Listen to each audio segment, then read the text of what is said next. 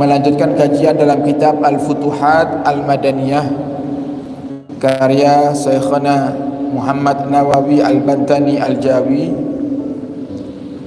Kita sampai di tanda keimanan yang ke-51 yang kemarin kita baca sebagiannya, yaitu adalah ta'atu ulil amr, taat kepada pemimpin.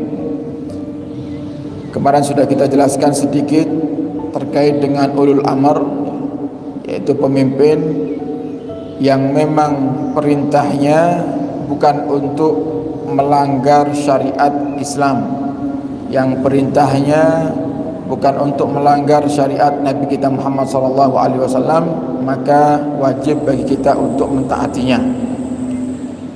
Dan di dalam Islam diajarkan untuk kita menjadi orang yang adil, karena setiap kita ini adalah pemimpin. Kata Syekhana Al-Imam Syekhana Muhammad Nawawi Al-Bantani, setiap diri ini adalah pemimpin. Minimal kita memimpin diri kita sendiri, memimpin daripada anggota tubuh kita, yang semua daripada pemimpin akan dimintai pertanggungjawaban oleh Allah Subhanahu wa taala. Sehingga Islam mengajarkan kepada kita untuk menjadi hamba Allah yang adil. Tidak hanya kita menuntut orang lain untuk berbuat baik, tapi kita pun juga harus menuntut diri kita sendiri, lebih utamanya untuk berbuat baik dan banyak beribadah kepada Allah Subhanahu wa taala. Dari keadilan yang ada di dalam Islam inilah banyak daripada orang-orang terdahulu yang mereka beragama di luar Islam, mereka condong akan Islam, mereka masuk ke dalam Islam sebagaimana diajarkan dan disebutkan oleh Syekh Nawawi Al-Bantani. Sebuah kisah, beliau bercerita, ruwiya annahu dakhala nasraniyun ba'dal bilad. Pernah ada seorang Nasrani, seorang yang beragama Nasara, masuk ke negara Muslim. Fabainama huwa yamsi, di saat orang Nasrani ini berjalan, wa idan bin nasi yahraun, tiba-tiba banyak daripada sekelompok manusia itu yang mereka keluar dan berlari kecil. Min kulli makanin, dari satu tempat menuju ke tempat yang lain, yang di situ yang dituju adalah satu orang. Wa yaquluna, dan mereka sekelompok manusia ini mereka berkata, hada sultan qad aqbal, ini pemimpin kita telah datang, pemimpin kita telah datang. Jadi sekelompok manusia ini keluar daripada rumahnya menyambut daripada pemimpinnya yang tiba. Wa aqbala nasrani liyarahu, kemudian orang Nasrani ini penasaran, mana sih pemimpin mereka ini, umat Islam. Kemudian orang Nasrani ini pun ikut berkumpul dengan kaum muslimin untuk melihat siapakah di saat itu pemimpin umat Islam di negara tersebut. Faidan huwa aswad, ternyata pemimpin negara tersebut, pemimpin umat Islam di negara itu adalah seorang yang berkulit hitam. Kana mamlukan li ba'din nas, yang dahulunya orang berkulit hitam ini adalah budak daripada seorang tuan, wa ataqahu, yang kemudian dimerdekakan.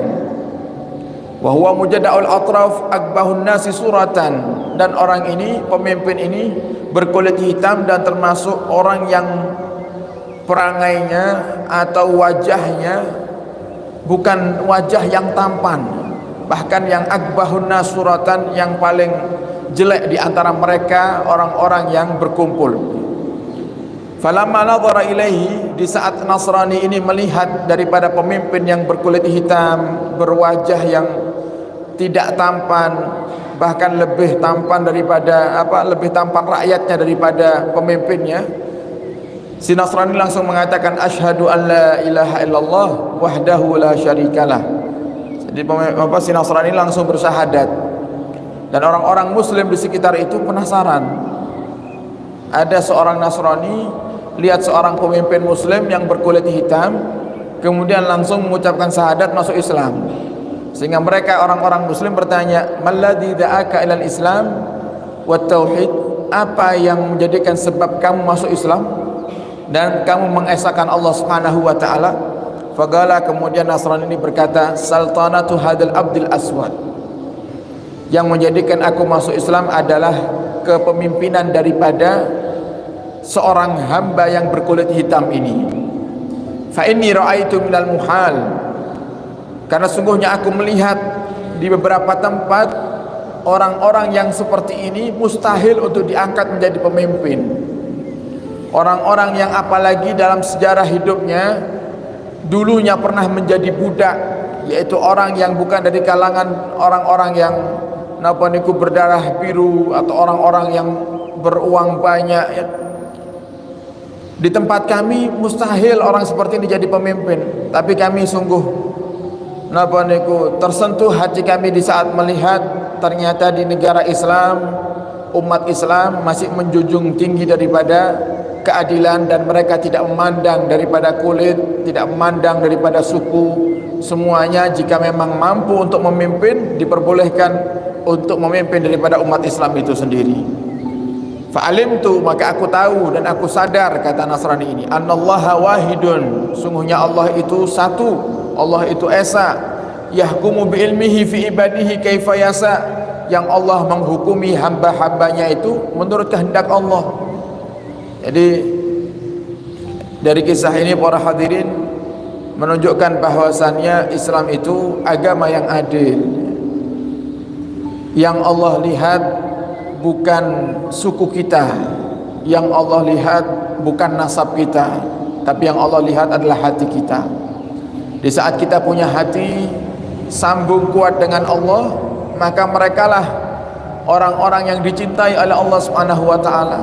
Makanya kata Nabi kita Muhammad, nanti di hari kiamat itu akan ada para sayyid atau para tuan-tuan yang mereka melihat ternyata budaknya lebih cepat untuk masuk surga ketimbang mereka pemimpinnya.